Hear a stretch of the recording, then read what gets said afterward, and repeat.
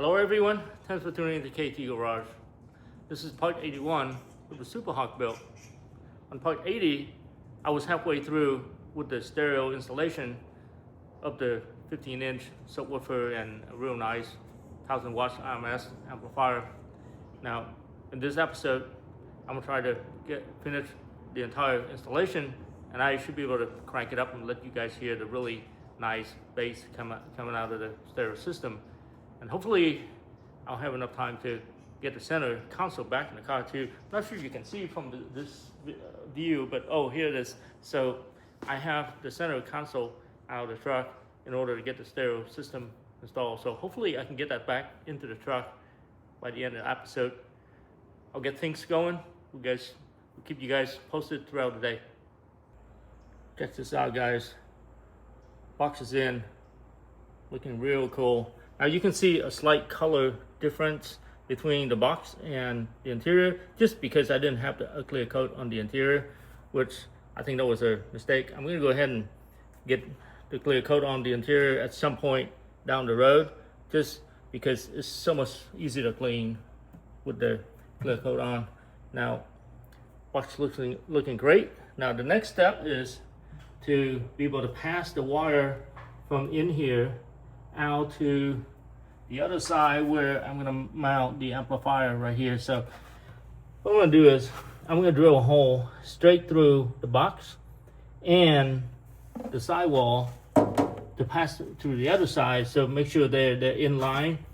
And then after that, I'm gonna go ahead and get the wire through, seal it from the box side, and then take the box out, and then put a grommet on to the sidewall, and then we'll pass the wire through.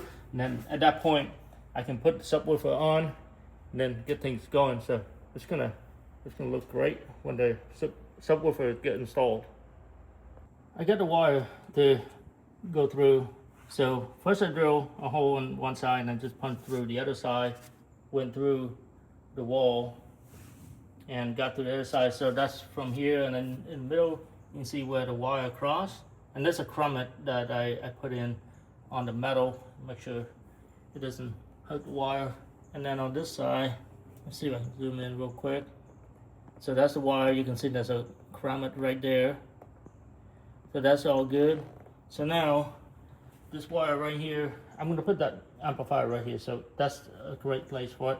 So now I can go ahead and drop that speaker on, or the subwoofer on, and it's going to permanently stay on here.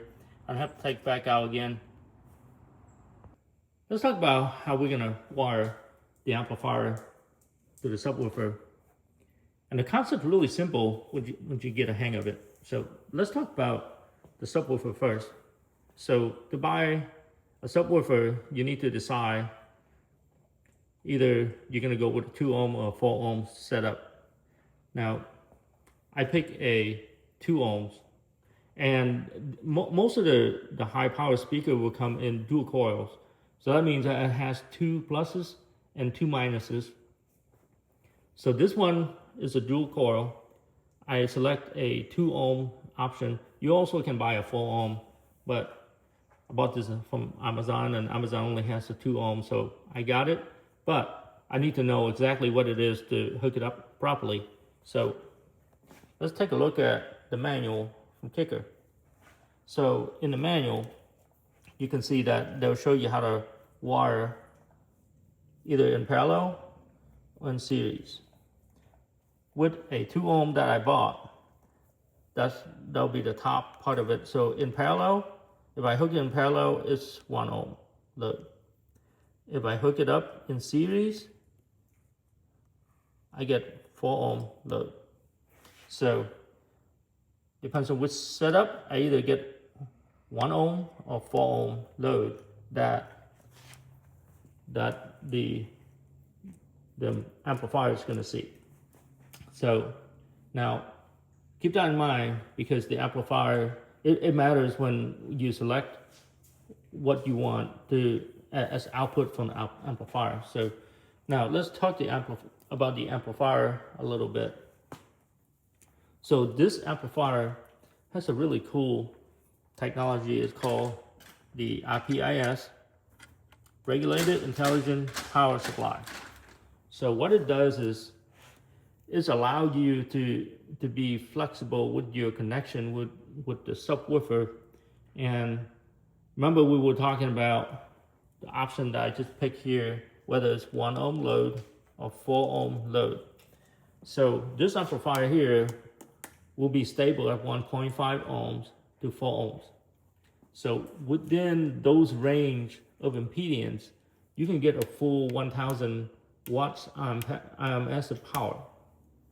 Now, because it's regulated, you get the same power whether you hook it up in anywhere from 1.5 to 4. Let's say if you hook it up at 2 ohms, you get 1000. You hook it up at 4 ohms, you get 1000. But they do not allow you to hook it up any lower than 1.5 ohms because it become unstable and then it'll burn up the system. So when I bought a 2 ohms dual coil, I have an option of 1 ohm or 4 ohm, and you can see that I can't do the 1 ohm because 1 ohm is lower than 1.5. It's gonna burn up my amplifier. I pick a 4 ohm, that's great. It'll work for this amplifier, and it's gonna give me a full 1000 watts as a power because the power is regulated. Now, if you pick another amplifier, you have to be careful because sometimes they do not have the IPIS technology. If it doesn't, and then the power output is going to be different, and they'll give you the guidelines of what the differences are. Sometimes, you know, you hook it up in between the stable values, you don't get the full power. You get like maybe half or a quarter, or you could, you know, put out twice the amount of, or you could actually burn it up because the impedance become too low, like below 1.5, and then you burn it up. So anyway, so be careful with whether it has the IPS technology or it does not.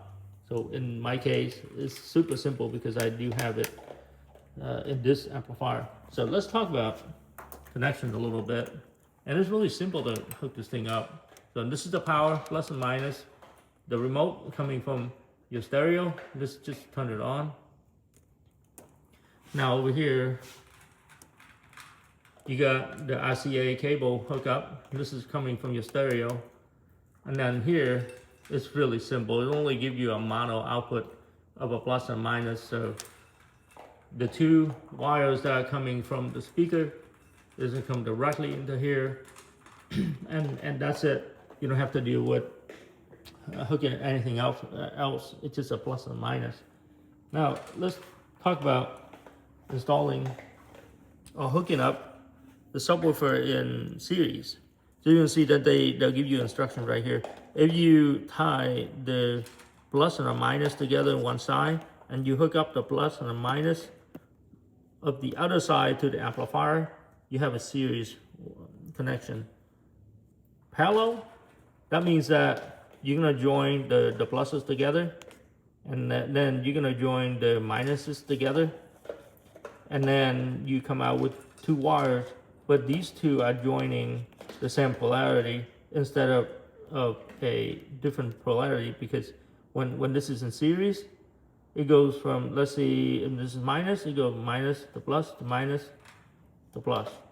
So that means it's a series connection. These 2 you can see it in parallel because you tie up the 2 positive and 2 negative.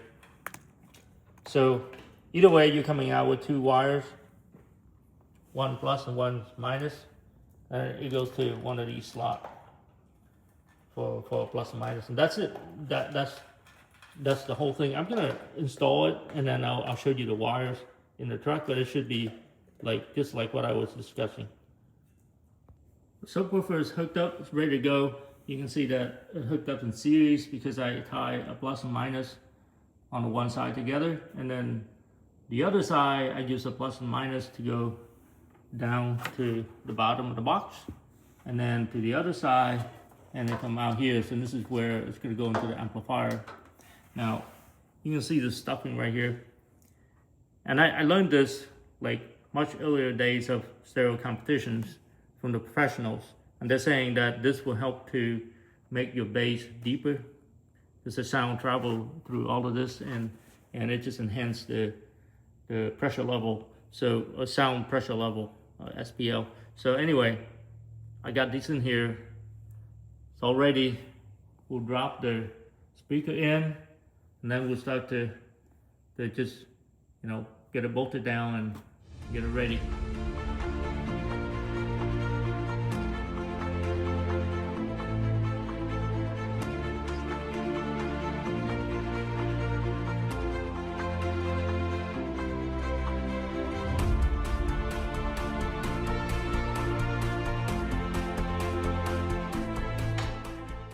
I spent the last few days just doing wiring. It's just like a ton of wiring that I need to get done for the stereo, and just to finish the installation. So what you can see back here is I have another plug set up. So you can see now I have two, and I called it plug 1 and plug 2, so I know which one is which. And I wrote down where all the wires goes. So this plug 2 is mostly for the speakers, since there's 4 speakers. So there's 8 different wires that I need to get hooked up. And then I also added a couple of things in here. You can see I added all these blue lights. So let's say if I want to turn it on just to make the console look cool, I wire this exterior switch right here. That's for the blue light. And then I believe this one is for this is for the overhead LED light, the one that you can see up on the roof, that one there. So that's for the LED. And then I wanted these two for something else, forgot what it was. I think this one back here is for the backup light. And so when I back up, if I need additional light, I have a couple of LEDs out back and turn this one on, so the whole back end is gonna light up. And then I think this one I just left it for the time being, but it's all powered, just ready to hook up another light or whatever it is that I needed. So now I'm gonna try to get this thing back into the truck, and then we'll get the stereo installed. All right, so I got the center console back into the truck, and I just want to make sure that all my wirings are working. So as of right now, everything looks like it's working. I stick a little USB thing in there so I can at least check the speaker. And check this out, guys.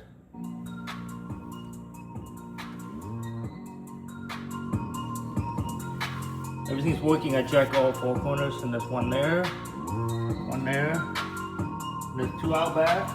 I still need to plug it in, but I mean, still need to install it, but everything's plugged in and it's working. So that's on. I'm just gonna put a pause there for now. Sorry about the music. It's non-copyright stuff. Like anything that's cool on the internet is all copyright, and YouTube's not gonna let me play it. So anyway, so check this out though. So this is for the overhead LED. Now check this out, it's gonna light it up. That's so cool. So that's the first switch, is the LED. Turn that off. This is the back one. So now check this out. There, so that's the back. And the coolest thing is this right here. Just light up the interior with blue. Check this out. That's a little bit bright, so what I'm gonna do is, I already ordered a dimmer, so I'm gonna have to wire in the dimmer. I'm gonna place a dimmer somewhere here, so at least I can crank it out at night, because it looks like really bright. During the day, probably okay. So that's success. Now the biggest thing is getting the subwoofer to work, so you can see that sitting back here, looking great. The amplifier is gonna go right here.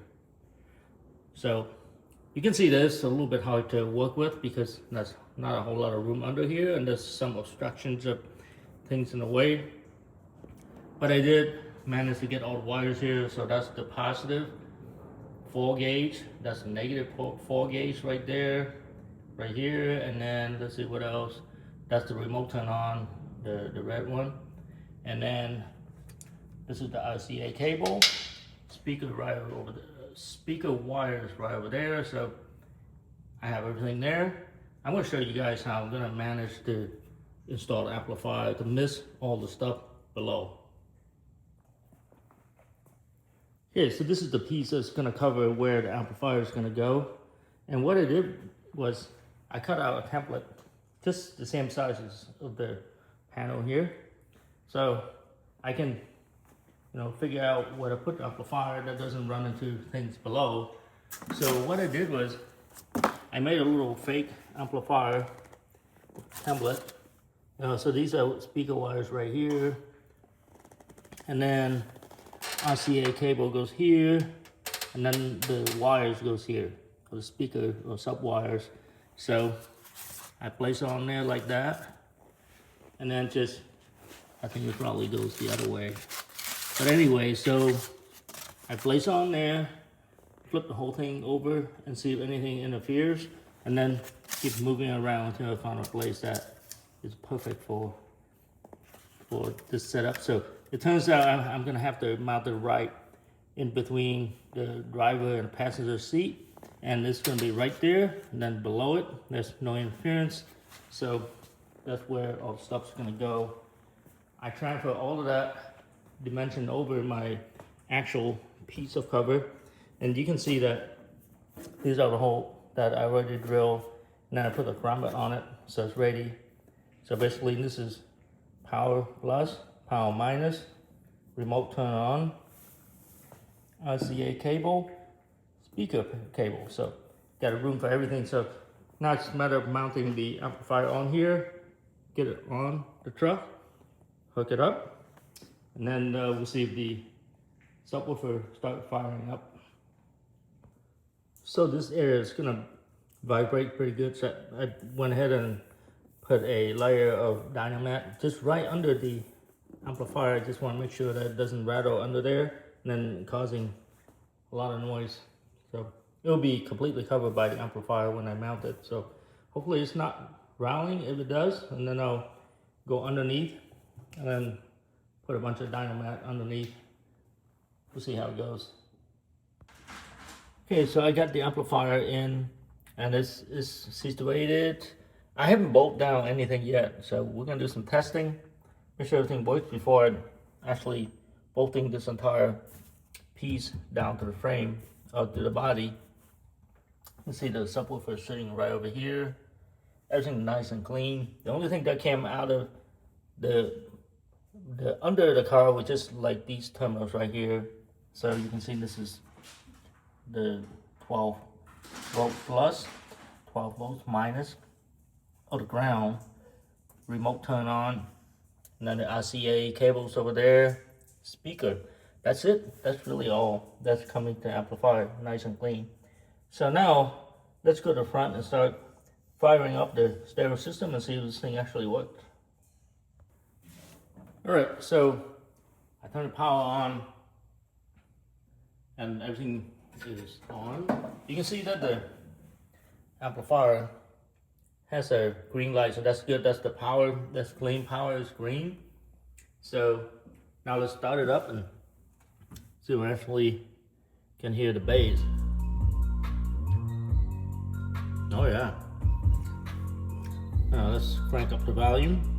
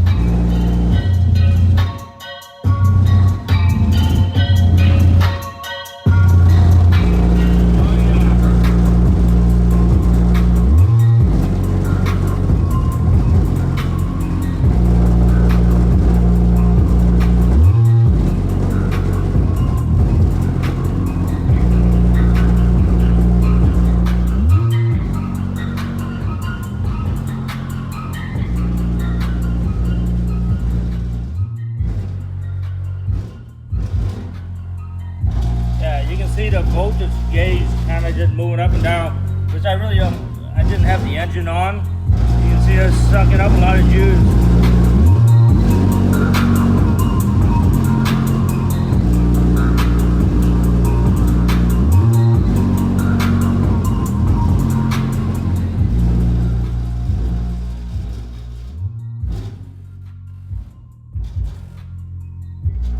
Well, that was absolutely crazy.